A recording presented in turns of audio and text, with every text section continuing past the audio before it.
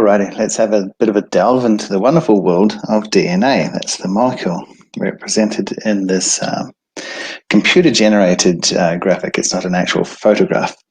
But we call it DNA because that's much simpler to say than its full name. Its full name is deoxyribonucleic, next word, acid. Okay, it is an example of a nucleic acid.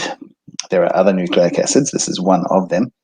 We're using a ribose sugar, hence the ribo part. It's missing an oxygen, hence the deoxy part. So it's quite a long word, deoxyribonucleic acid, but the naming of it actually does make sense when you come to understand a bit about DNA. And so, what is DNA? Well, it's the inheritance molecule for all organisms except viruses. So all organisms, you have DNA, so does your neighbor. Everyone you know has DNA, so does your little pet goldfish. All organisms have DNA as their inheritance molecule. Now, not viruses, which technically aren't a living thing anywho. So it's the information molecule. It's used to code for an organism, to build up and control the organism. It's the information molecule, the inheritance molecule. Right, so that structure that we see in front of us, that whole, wait, it looks like a ladder, but the ladder's been twisted. Yeah, it's often compared to a twisted ladder.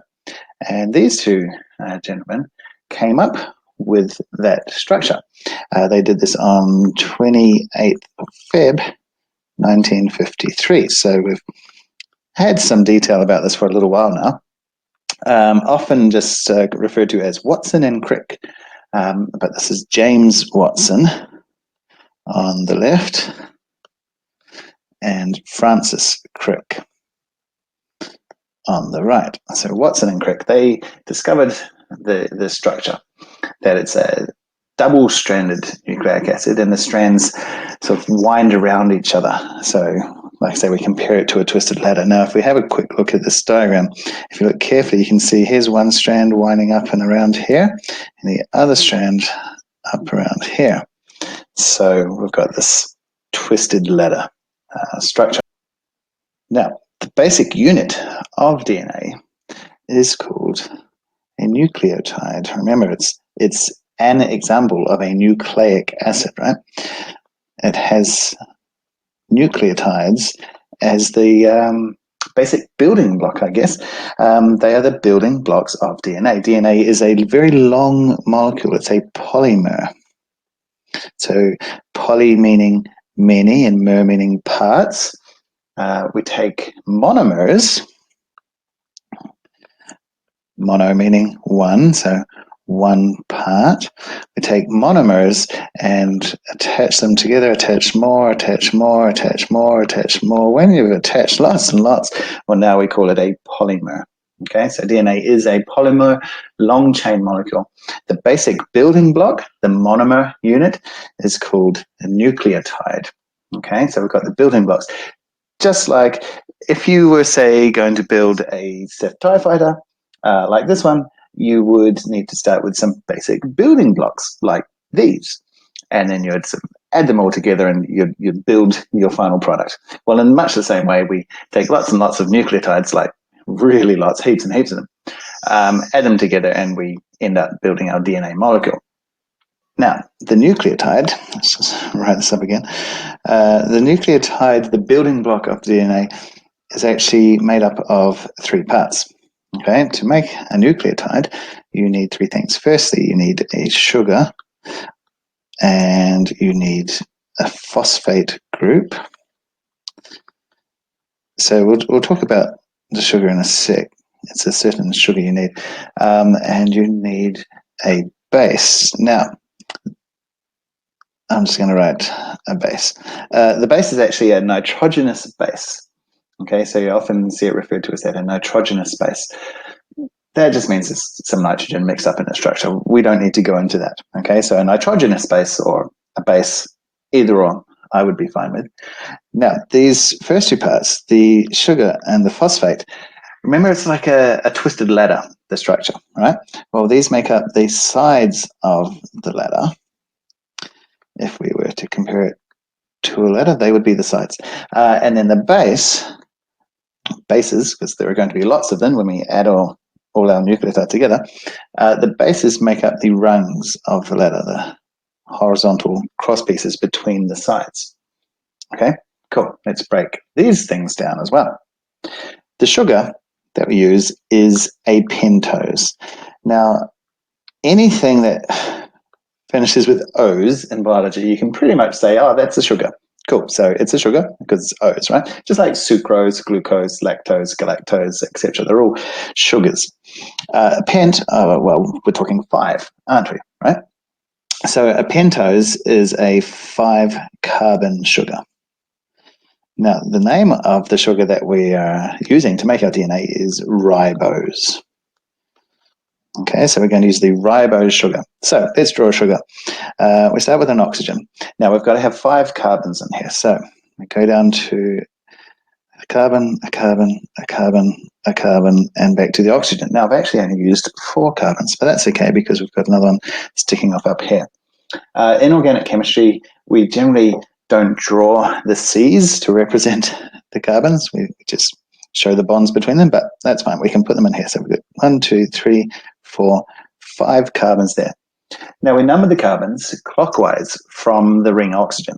Okay, so this is carbon 1, carbon 2, carbon 3, carbon 4, and we've got carbon 5 sticking up off the ring.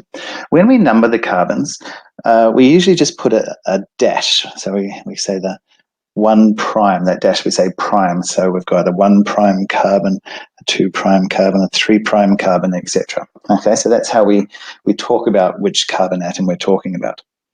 Now, being a good little sugar, it should have lots of hydroxyl groups. A hydroxyl group is an OH coming off your carbons.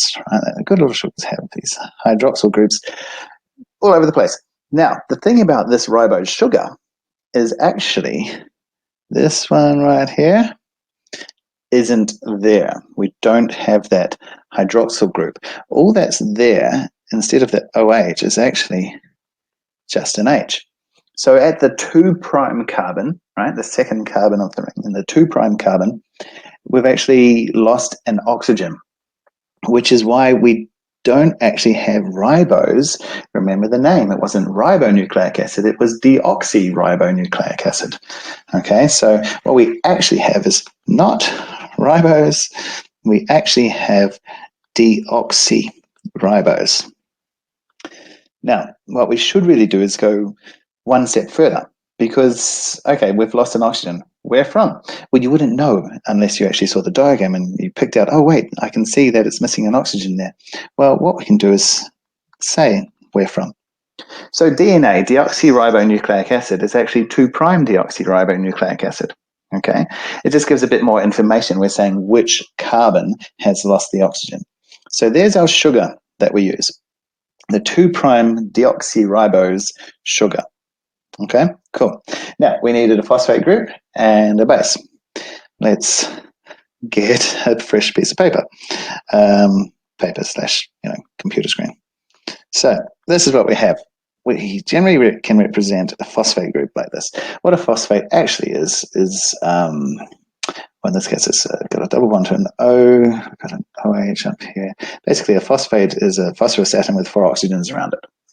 Okay, so here is our phosphate group. Now, that phosphate group is attached to the 5th carbon, the 5' carbon. Here we go, it's attached there. All right, so the 5th carbon is important. The 5' carbon is important because that's got the phosphate group attached to it. The 2nd carbon, the 2' carbon, we know that's important because that's where we have the deoxyness of the ribose sugar, right? That's where the oxygen has been removed, okay? In a sec, we'll see that the 1' carbon is also pretty important. The 3' carbon is also pretty important. The 4' carbon, we don't really care too much about. So, I mean, that's where the 5th carbon is sticking off. So if you wanted to give it some importance, that's where the 5th one comes off the ring, but we don't really care about number 4. Okay, so we've got our deoxyribose sugar, our 2' deoxyribose sugar, and we've got a phosphate attached. we needed another thing, didn't we, to make our nucleotide? And the other thing we needed was a base. Now, the base is attached to this 1' carbon. That's where we put our nitrogenous base. Okay? What we've got now is a nucleotide. This is the basic unit, the building block, the monomer unit of DNA. You have lots and lots of these and hook them all up together and you can make some DNA. Now, when I say lots and lots, I mean really lots and lots. The longest chromosome, they're not all the same length, but our longest chromosome is about 246 million of these nucleotides in length, right? So we need lots of these things. But that's the monomer unit. Cool. Now, how to hook them up together? Let's look at that. We have, let's start with the sugar. It's easiest to start with the sugar. There we go. Now, off the sugar, we have a phosphate group. And off the first carbon, the 1' carbon, we have a base, a nitrogenous base, or just a base. Okay, what we need to do is get another nucleotide. Remember, we're going to link up lots and lots of these things. So we have another nucleotide. That also has a base, and it has, off the 5th carbon, it's got a phosphate group. Okay, now, that phosphate group actually attaches at the 3' carbon of the next nucleotide, right? So the 1' is important because it's got a base. The 5th carbon is important because that's where the phosphate group is. The 3' carbon is important because that's where the nucleotides actually hook up together. Okay, and we know the 2' carbon, the 2' carbon is important because that's the deoxy part. So there we go, we've just hooked up 2 nucleotides. Cool. Now, this type of reaction, this joining together of the nucleotides, has a couple of names because when we actually do that, we also make a water molecule. Okay, so a water molecule gets removed. So we can actually call this a dehydration synthesis or a condensation reaction. A condensation reaction because we produced water, so condensation, right? Or you could call it dehydration synthesis. Dehydration because we removed water. So I guess it sort of depends which way you're looking at it. Did I make water or did I remove water from the more important thing, right? Make water, it's a condensation reaction. Removed water from the more important thing, it's a dehydration. And because we made something more complex, it's a synthesis reaction. So dehydration synthesis or condensation reaction, either of those terms are fine to use. Cool. And then this, of course, repeats. We would have another nucleotide. How quickly can I draw these now? Base, phosphate, join it up, cool, etc. And if I go any faster, it's going to get more and more scribbly, right? But remember, we're joining up thousands and millions of these nucleotides to form our DNA. Although, actually, at the moment, we're only forming half of the DNA, right? It's a double-stranded molecule, remember. At the moment, I'm only drawing one strand. Okay, so we'll get to hooking up the other strand shortly. First, let's talk about the base, the nitrogenous base.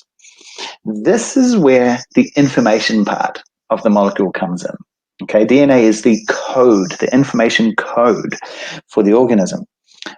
So we've got to have something to write the code with. So let's start with some letters. Let's start with an A because the alphabet starts with A. That's so far so good, except it doesn't work much further after that because we don't have a B. We have an A and a C and a G and a T. Now, I've written these in alphabetical order. A better way to think of them is an A, a T, and a C, and a G. All right, we'll get to that in a sec. So the A is adenine. That's its name. C is cytosine. That's a Y. G is guanine. And T is thymine. These are our 4 bases, and they are the only 4 bases, right? We don't have any other options. In DNA's cousin molecule, the RNA, we actually have a different way. We have uracil, the base U replaces the thymine, but for DNA, this is it. We've got A, C, G, and T, adenine, cytosine, guanine, and thymine. Now, we don't really need to know too much about the structure of these bases. C and T are called pyrimidines. They have a single ring structure. So that's a little hexagonal. This would be C or T. A and G, and like I said, we don't really need to know about this, but in case anyone's curious, these guys are called purines, and they have a two-ring structure.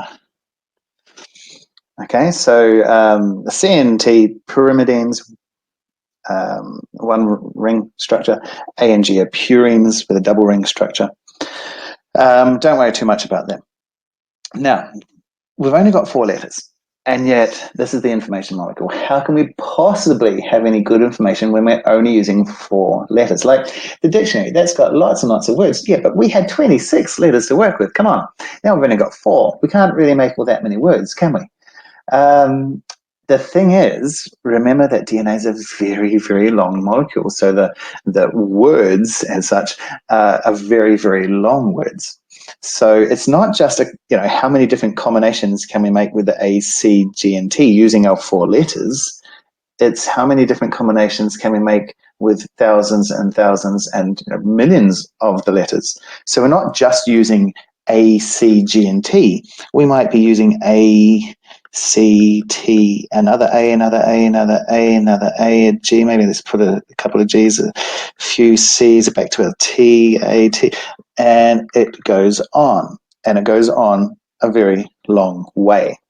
Okay, so that's why the DNA molecule can actually be the information molecule. It can code for so much information, because even though we've only got 4 letters to code with, our words are very, very long, right? So we can get plenty of information there by having such long words. Right, so let's have a quick look at how the bases match up. A goes with T and C goes with G. Now, technically, it can be different to this. A could be with G, A could be with C, but for all intents and purposes, we're going to say A always goes with T and C always goes with G. Okay, and one very good reason for this is that the A and the T bases both want to form 2 hydrogen bonds, whereas the C and the G bases, the cytosine and guanine, want to form 3 hydrogen bonds.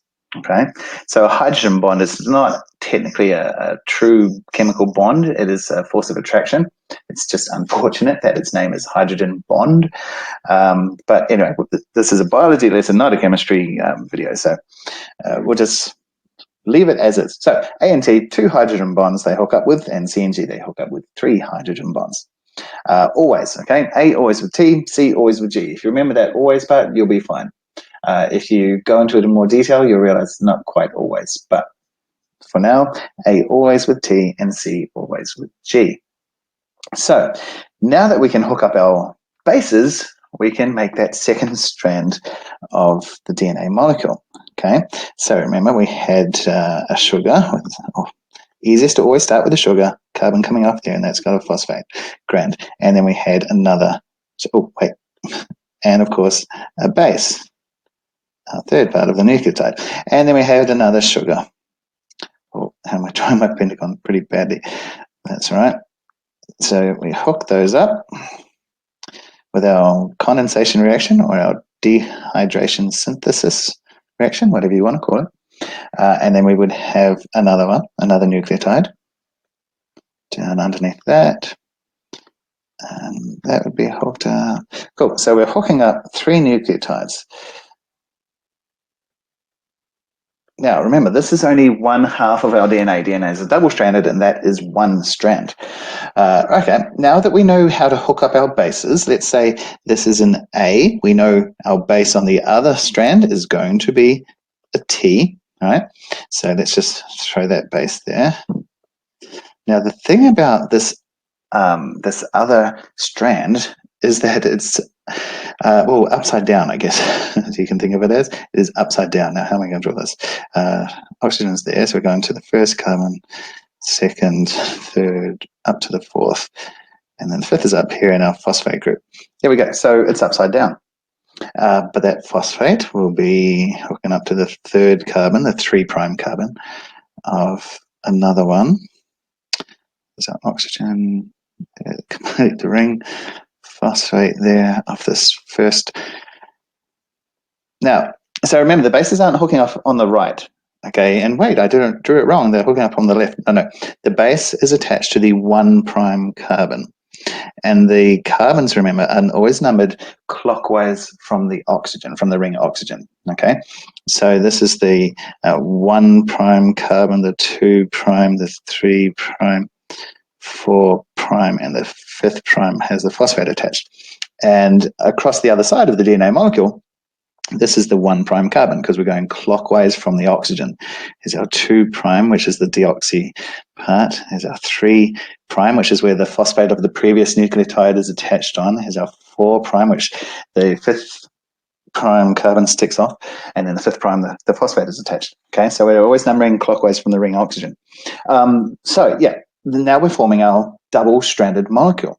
The A and the T, there would be 2 bonds between them. Sorry, not 2 bonds, 2 hydrogen bonds.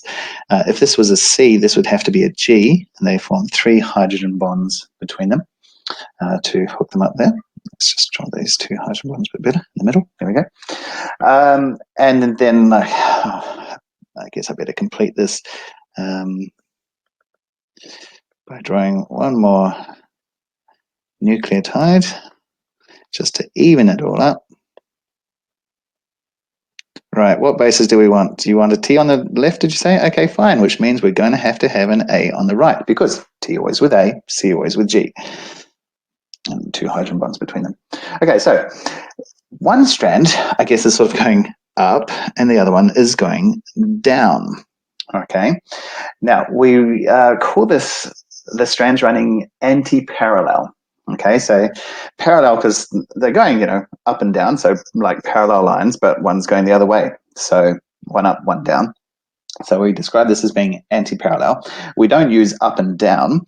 What we use is the carbon numbers. What we say is that, okay, if we look at the top of the left-hand strand, in fact, let's get rid of these arrows because we don't actually talk about up and down.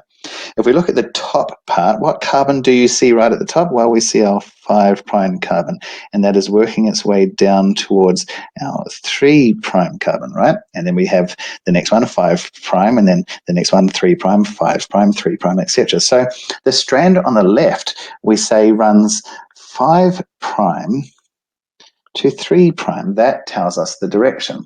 Okay, and because the other strand is going the other way, the strand on the right is running, we say 3' to 5', because if we look at the very top of it, here's our 3' carbon, and if we work our way all the way down to the bottom, here's our 5' carbon. Right? So that's how we talk about the direction that the 2 strands are running. Okay, we have our double-stranded molecule. It's got a twist to it. I haven't drawn the twist in, but that's okay. But the strands run anti-parallel. So one runs 5' to 3', and the other runs 3' to 5'. And what we are, of course, talking about is the carbons that we have been numbering. And that is, I guess, essentially DNA, an intro to DNA. Actually, no, it's not. It nearly is, but I forgot to mention something. Let's go back to this. A, always with T, C, always with G. Cool. We should talk about this for Chagaf's rule. So, Erwin Chagaf. He studied organisms and DNA, and what he realized was that there was always the same percentage of adenine as there was to thymine, and likewise there was always the same percentage of cytosine as there was to guanine. This is referred to as Chagaf's rule, that the percent A is equal to the percentage T. Well, that didn't work. Try that one again. There we go. And likewise, the percentage of C, of cytosine, is always equal to the percentage of guanine, right? G. So Chagaf worked this out. And this was actually crucial in solving the structure of DNA. This was a crucial clue. Okay. Now, this clue is, not this clue, this rule it's universal. It's obeyed by all organisms. Okay, so if any random organism is 5% of its bases adenine, you can say straight away 5% of the bases are going to be thymine, okay, because the percentage A is equal to the percentage T. Now, what percentage do we have of C and G? Well, it's percent, and percent means per 100. So far, we've only used 10, right? 5% from the adenine and 5% from the thymine. So we've got 90 left. But because this percentage of C and G have to be equal, we split that 19. So we have to have 45% guanine and 45% cytosine, right? Just as a random example, yeah? If you had an organism that happened to be, when you analyze its DNA, it was 17% guanine, you can work out the other three bases percentage from that. Because you can say, okay, well, if it's 17% guanine, it's going to have to be 17% cytosine, because for every G you have a C, right? And okay, well, let's work out the other two. What are the percentages of A and T, right? Well, okay, if we're 17% guanine, we need to get that up to 50% for one of the two remaining bases, the A or the T. So if we're talking the A, that must be then 33% A. All right, and then T is the same as A, and that must also be 33%. And when we add these numbers up, we'll come to 100%. Okay, to account for all of the DNA. So yeah, that's something I should have mentioned. It's not just A and T and C and G. The guy who worked this out, Chagaf, he published this idea in 1950, and that really helped Watson and Crick in the solving of the structure of DNA. Okay, so Chagaf's rule: percentage of adenine is equal to percentage of thymine, and percent of cytosine is equal to percentage of guanine. And now we can go back to this final slide, and now we can say, yeah, there we go, finished. That's your introduction to DNA. Don't forget to hit the like button. Yeah, and subscribe to It's Up Here. And here's another video.